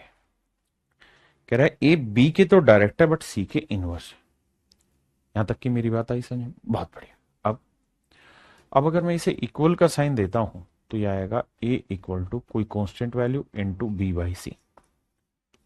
भाई सी का इनवर्स है, बी का डायरेक्ट है। अब करना क्या है उसने, कुछ नहीं, इन्हीं चीजों में वैल्यू रखवाएगा और कैलकुलेट कराएगा। जैसे पहले वाली स्टेटमेंट में कहें तो ए की वैल्यू 4/3 है और बी की वैल्यू कह रहा है 3/7 आती है और सी की वैल्यू 9/14। ध्यान देना मेरे भाई, कहता है ए 4/3 है, सी 9/14 आएगा तो बी की वैल्यू 3/7। आओ बाबू कैलकुलेशन बैठाते हैं। 4/3 बराबर के गुना 3/7 14/9, 3 तिया 9, 3 एकम 3, 7 दूनी 14, 2 दूनी 4। तो मेरे नन्हे मुन्ने प्यारे बच्चों, के की जो वैल्यू निकल के आई वो आई 2। के की जो वैल्यू निकल के आई वो आई 2। के की वैल्यू निकल के आई 2 मेरे बाबू।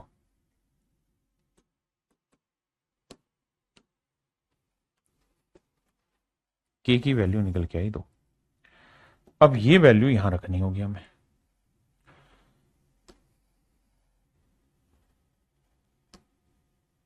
आओ जरा इसमें, अब के की वैल्यू निकल के आ गई है तो इसे हटा देते हैं, यहीं रख देते हैं भाई। सवाल में कह रहा है कि अगर अब ए की वैल्यू 4√3 रखें, ए की वैल्यू 4√3 रखें, के की वैल्यू 2 निकल के आई और बी की वैल्यू 30 रखें, तो कहता है भैया सी की वैल्यू कैलकुलेट करो क्या होगी। देखो मेरे भाई, 2 से काटा 2 आया, 2 से काटेंगे 15 आया, 15 को लिखेंगे 5 गुना 3। मेरे बच्चे √3 को इससे काटेंगे तो आएगा √3, क्रॉस मल्टीप्लाई करोगे तो सी की जो वैल्यू आई वो आई 5√3।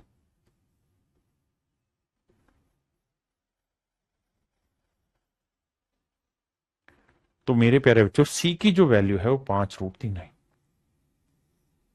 सी की जो वैल्यू है मेरे प्यारे बच्चों क्या आ रही है, 5√3। और यही मेरे प्यारे बच्चों आपका करेक्ट आंसर।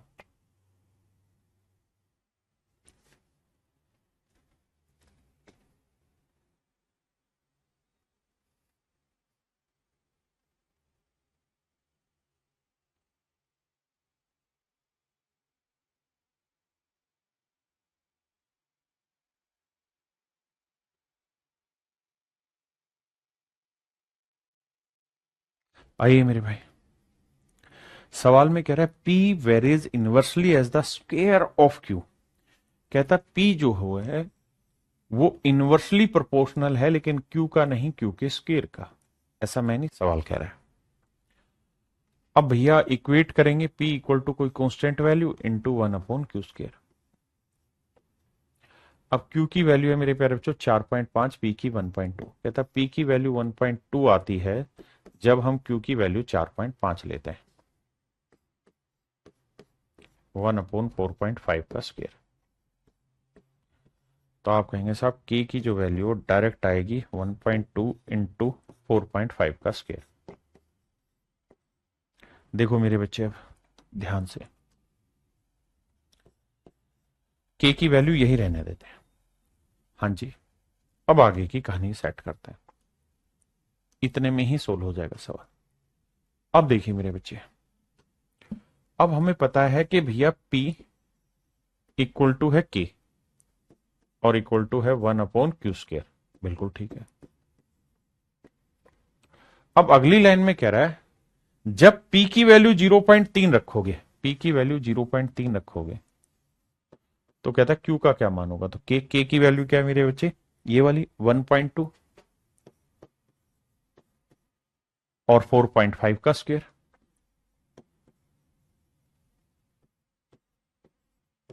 इंटू में 1/Q²। बिल्कुल ठीक है।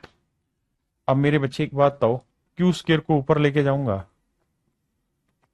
तो यह आएगा 1.2 इंटू में 4.5 का स्क्वायर और नीचे आ जाएगा 0.3। 3 एकम 3, 3 चौक 12, डेसिमल से डेसिमल गया। तो Q² को हम लिख सकते हैं 4, 4 को लिखेंगे 2 गुना 4.5 का वर्ग। भाई ये 2 का वर्ग, ये 4.5 का वर्ग। तो Q की जो वैल्यू आई मेरे प्यारे बच्चों 4.5 गुना 2 9²। तो Q की जो वैल्यू है मेरे प्यारे बच्चों 9 हो। Option A is your right answer. Option ए मेरे बच्चे राइट आंसर।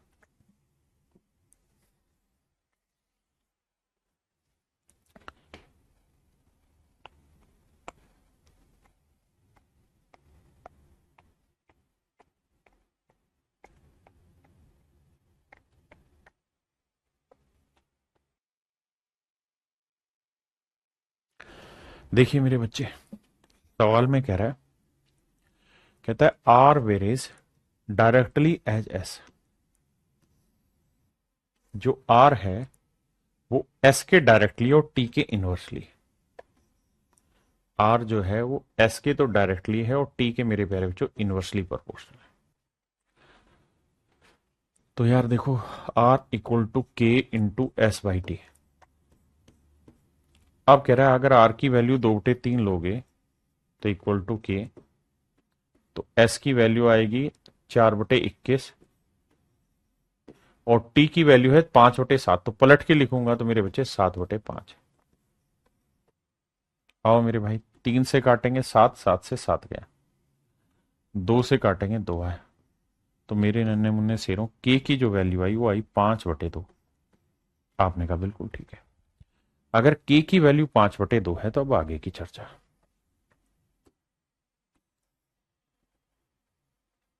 आगे की चर्चा पे बात करते हैं। देखो यार, आर इक्वल टू के इंटू एस बाई टी। अब हमें सवाल में कह रहा है कि अगर आर की वैल्यू 3/4 है, बहुत बढ़िया। के की वैल्यू मेरे प्यारे बच्चों 5/2 है, बहुत बढ़िया। एस की वैल्यू हमें फाइंड आउट करनी है और 1/टी। टी की वैल्यू का उल्टा कर दो, तो टी की वैल्यू 1/9, तो पलटेंगे तो आ जाएगा 9/1। ठीक है भैया। अब कहता है बाबू वैल्यू निकाल दो एस की। देखो यार, 2 से काटेंगे 2 आएगा, बिल्कुल ठीक है। 3 से काटेंगे 3 आएगा, तो 5 दिए करेंगे 15, 15 दूनी 30। तो मेरे प्यारे बच्चों एस की जो वैल्यू आएगी वो आएगी 1/30। ये मेरे सवाल का राइट तरीका हो, सही आंसर निकालने का तरीका ये हो।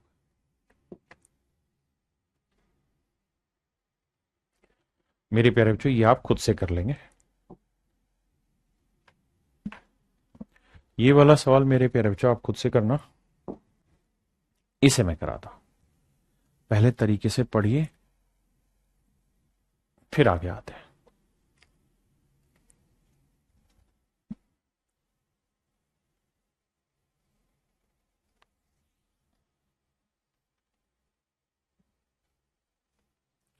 देखिए मेरे बच्चे, सवाल में ये कह रहा है कि किसी वस्तु की गिरती ऊंचाई यानी हाइट में जो डिक्रीज हो रहा है वो बेसिकली समय यानी जो टाइम है उसके वर्ग के समानुपाती है। ऐसा मैं नहीं कह रहा, सवाल कह रहा है द फॉलोइंग हाइट, यानी हाइट जो नीचे जाती जा रही है वो किसी ऑब्जेक्ट की वो डायरेक्टली प्रोपोर्शनेट है किसके, to the square of the time. मतलब सर वो ये कह रहा है कि हाइट जो गिर रही है वो डायरेक्टली प्रोपोर्शनेट है टाइम के वर्ग के, यानी हाइट इक्वल का साइन कोई कांस्टेंट वैल्यू इनटू टाइम का स्क्वायर। बहुत सुंदर। अब कहता है जब एक ऑब्जेक्ट 80 सेंटीमीटर हाइट को गिरा देती है, 80 सेंटीमीटर हाइट को गिरा देती है, तो कहता है समय लगता है 4 सेकंड। मतलब 4 सेकंड में वो ऑब्जेक्ट 80 सेंटीमीटर नीचे गिर जाती है। तो 4 सेकंड का स्क्वायर करोगे, 4 का और 16, 16 5 80, तो के की वैल्यू आई 5 सेंटीमीटर।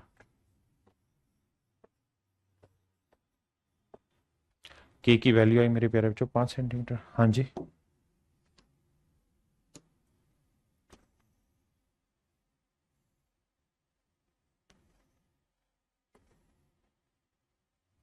अब आइए सामने। तो भैया के की वैल्यू आ गई, फंक्शन आ गया हाइट इक्वल टू के की वैल्यू है 5 गुना टी टाइम स्क्वायर। अब सवाल में कह रहा है तो 8 सेकंड में वस्तु कितनी हाइट तक गिर जाएगी। तो कहता है कितनी हाइट डिक्रीज हो जाएगी 8 सेकंड में।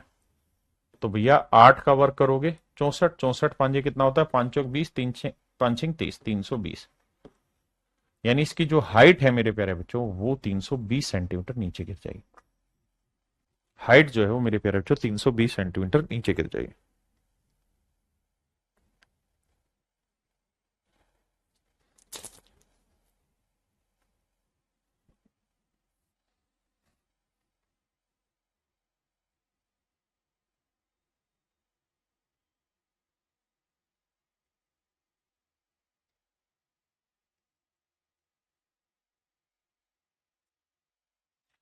देखिए मेरे बच्चे, सवाल में क्या कह रहा है, कह रहा है द फ्यूल कंजप्शन